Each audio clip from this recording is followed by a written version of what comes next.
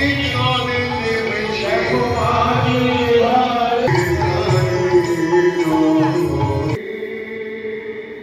বন্ধুরা, welcome back to our channel. তো সবাইকে জানাই গুড মর্নিং।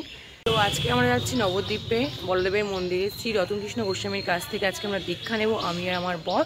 তো বাবা মা তো আগেই দীক্ষা নেওয়া হয়ে গেছে আমাদের গুরুদেবের কাছ থেকে, তো আজকে আমরা নেব। তো চলো যাওয়া যাক, এবং সেখানে আমরা কিভাবে যাব এবং কিভাবে দীক্ষা নেব, কি কি প্রসেস, তো সবটাই তোমরা এই ভিডিওতে দেখতে পারবে। তো পুরো ভিডিওটা তোমরা দেখো, তাহলে বুঝতে পারবে।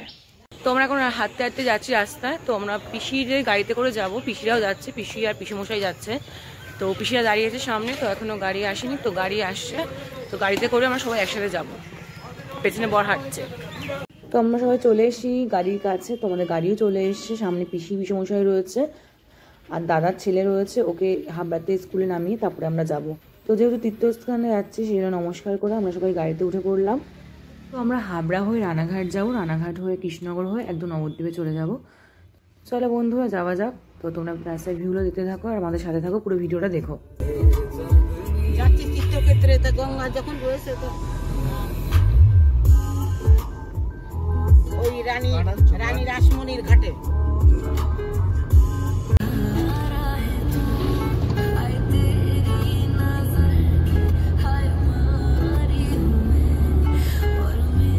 তো আমরা এখন কৃষ্ণনগরে ঢুকছি। তো কৃষ্ণনগর রাস্তাগুলো কিন্তু খুবই বাজে ছিল গতবার যখন আমরা এসেছিলাম, তো এইবার কিন্তু দেখলাম মোটামুটি ভালো হয়েছে, তো আগের থেকে অনেক ভালো। তো দেখো আমরা চলে এসেছি এখন নবদ্বীপের ব্রিজ পার হচ্ছি। তো নবদ্বীপের ব্রিজ পার হয়ে ঢুকে পড়েছি নবদ্বীপে। তো আশেপাশে কিন্তু অনেকগুলি আশ্রম ছিল। তো আমরা এখন গুরুদেব বাড়ির দিকে রওনা দিচ্ছি, আর গুরুদেব বাড়ির যাওয়ার পথে কিন্তু পড়বে ফেরিঘাট। তো ফেরিঘাটটা পার হয়ে কিন্তু আমাদের গুরুদেবের মন্দির, যেটাকে সবাই বলে বড়দেবের মন্দির। তো এখানে আমাদের গুরুদেব আমাদেরকে দীক্ষা দেবেন, তো সেখানে আমরা যাচ্ছি। তো চলো বন্ধুরা।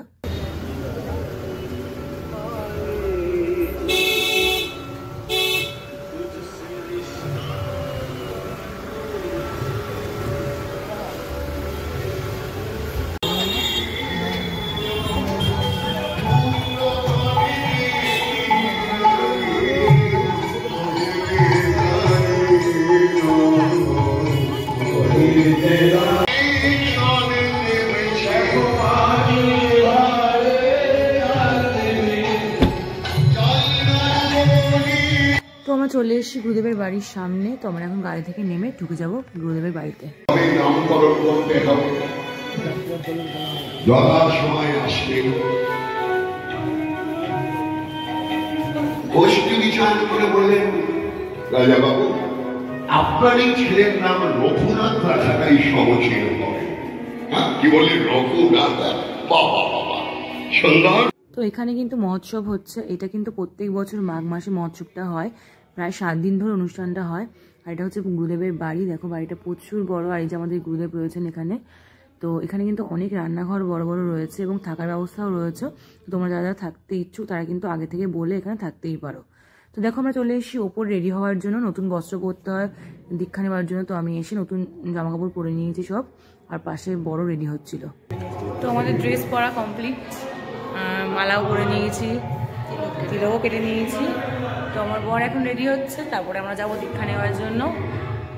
তো এই যে ভাই, এই ভাই আমাদেরকে সব করে দিয়েছে। তো আমরা এখন যাবো।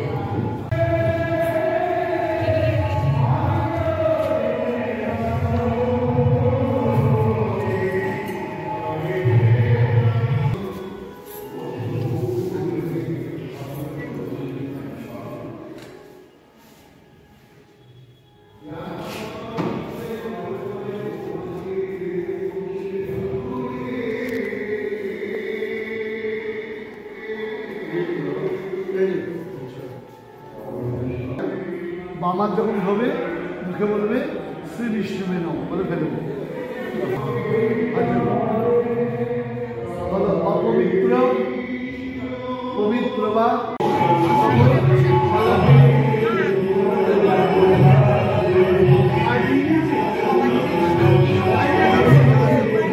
ফাইনালি দীক্ষা নেওয়া কমপ্লিট হয়ে গেছে। আমরা চলে এসেছি নিচে এখন। তো আমাদেরকে প্রসাদ দেওয়া হয়েছে, সেগুলো আমরা খাচ্ছি।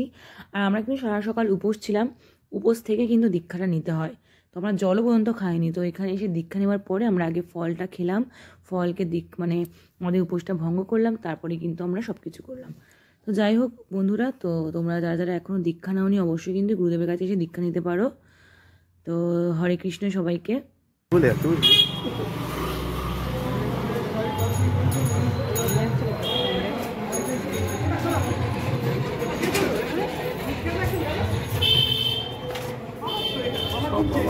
তাহলে এখানে গাড়ি রেখে দিতে হবে।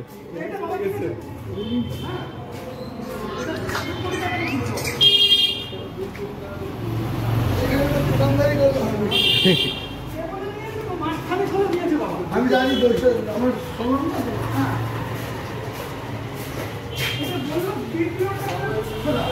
তো আমরা যাচ্ছি এখন রুমের দিকে। তো আমাদের জন্য রুমের ব্যবস্থা রয়েছে, যেহেতু আমরা আগে থেকে বলে এসেছিলাম যে আমরা এখানে একদিন থাকবো, তো সেই জন্য আমাদের জন্য কিন্তু রুমের ব্যবস্থা করে রেখেছে। তো এখানে দেখো সব গেস্ট রুম রয়েছে, এখানে অনেকেই ভক্তরা কিন্তু এখানে এসে থাকে এই মহোৎসবের সময়। তো অনেকেই রয়েছে, তো আমরাও এসেছি, তো আমাদের জন্য ঘর রেডি করে রেখেছেন। তো সেখানেই আমরা যাচ্ছি। দেখো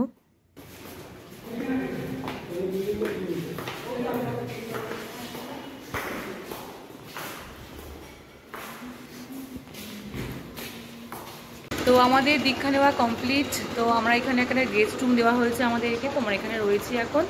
তো আমরা এখন সেবা নিতে যাবো, সেবা করে তারপরে আবার এখানে চলে আসবো। তো আমরা এখন যাচ্ছি সেবা নেওয়ার জন্য।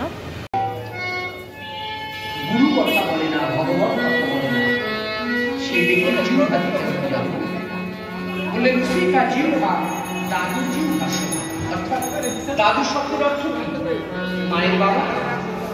দাদু শব্দের অর্থ তুমিও তেমনি আমার আমার আমার আমার এখানে তোমার কাল রূপী যোগকে তুমি ডেকে আনো। তো আমরা এখন যাচ্ছি সেবা নেওয়ার জন্য। আর বলে রাখি বন্ধুরা, সেবা নিতে গেলে কিন্তু আগে থেকে এখানে টোকেন করতে হয়। তো একটা টোকেন দেওয়া হয়, যেখানে তোমরা যদি 2 দিন থাকো 2 দিন 3 দিন এরকম টোটাল দেওয়া থাকে, এবং সেখানে 5 জন 6 জন যারাই থাকো না কেন সবাই মিলে এই টোকেনের মাধ্যমে তোমরা সেবা নিতে পারো। তো চলে আসছি এখানে। আর সেদিনকে ছিল কিন্তু একাদশী, তাই জন্য কিন্তু সেখানে কোনো অন্নভোগ হয়নি, এখানে ছিল শ্যামা চালের ভোগ। তো দেখো শ্যামা চাল, গরম গরম শ্যামা চালের ভোগ দিয়েছে এখানে। আর ছিল বাঁধাকপি আর আলু ফুলকপির রসা, শ্যামা চালের পায়েস, টমেটোর চাটনি, আর ছিল টক দই।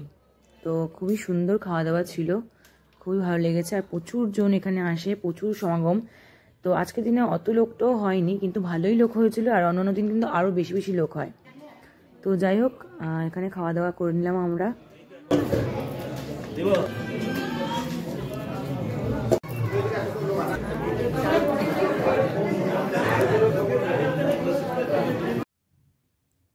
তো ভোগটা ছিল খুব সুন্দর সুস্বাদু খেতে।